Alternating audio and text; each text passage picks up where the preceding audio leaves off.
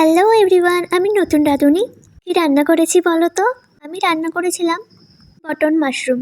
যারা মাশরুম খেতে একদমই পছন্দ করে না তারাও এই রেসিপিটা একবার ট্রাই করতে পারো। আমিও আগে মাশরুম একদমই খেতাম না, কিন্তু এই রেসিপিটা ট্রাই করার পর থেকে মাশরুম আমার ফেভারিট হয়ে গেছে বলতে পারো।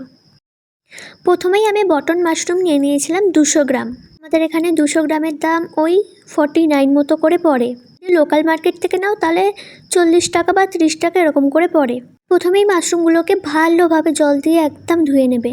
এবার মাশরুমগুলোকে যতটা সম্ভব ছোট ছোট করে কাটবে, কারণ তাহলে তাড়াতাড়ি সিদ্ধ হবে, নাহলে মাশরুম সিদ্ধ হতে একটু লেট করে। একটু বেশি করে পেঁয়াজ কুচিয়ে নেবে। আমি এখানে চপ করে নিয়েছিলাম চপার দিয়ে। আদা, রসুন আর একটু কাঁচা লঙ্কা লাগবে। এখানে রান্নাটা সর্ষের তেল দিয়েও করতে পারো, আমি কিন্তু সাদা তেল দিয়ে করেছিলাম। তেল গরম হয়ে এলে জিরে ফোড়ন দেবে, একটুখানি হিং দেবে পারলে, তারপরে কাঁচা লঙ্কাগুলো ভালো করে ভেজে নেবে। ভেজে নেওয়ার পরেই চপ করে রাখা পেঁয়াজগুলো দিয়ে ভালো করে ব্রাউন যতক্ষণ না হয় ততক্ষণ পর্যন্ত ভেজে নিও। ভেজে নেওয়ার পর আদা রসুনগুলো দিয়ে দিও। রসুনগুলো দিয়েও ভালো করে ভেজে নিও, কিন্তু যতক্ষণ না কাঁচা গন্ধটা চলে যায় ততক্ষণ পর্যন্ত আমরা ভাজবো।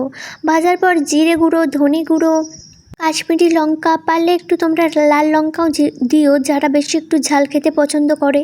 তারপরে একটু হলুদ দিয়ে ভালো করে মশলাগুলো একটুখানি 2 মিনিট ভেজে নিও। তারপরে গরম জল দিয়ে দিও।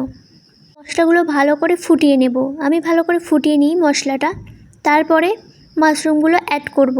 তার আগে আমি এখানে দিয়ে দিয়েছিলাম কিচেন কিং মশলা। তোমাদের কাছে যদি অ্যাভেলেবেল না থাকে তাহলে তোমরা গরম মশলা ট্রাই করতে পারো। কিচেন কিং মশলাটাও আমি মশলার সাথে ভালো করে মিক্স করে নিয়ে তারপরে যে ক্রপ করে রাখা মাশরুমগুলো ছিল সেগুলো দিয়ে দিলাম।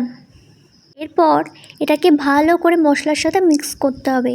মিক্স করে ঢেকে দিও 4-5 মিনিটের মতো। তারপর দেখবে ওখান থেকেই জল বেরিয়ে আসবে, এক্সট্রা কোনো জল দেওয়ার প্রয়োজন নেই। তারপরে রেডি আমাদের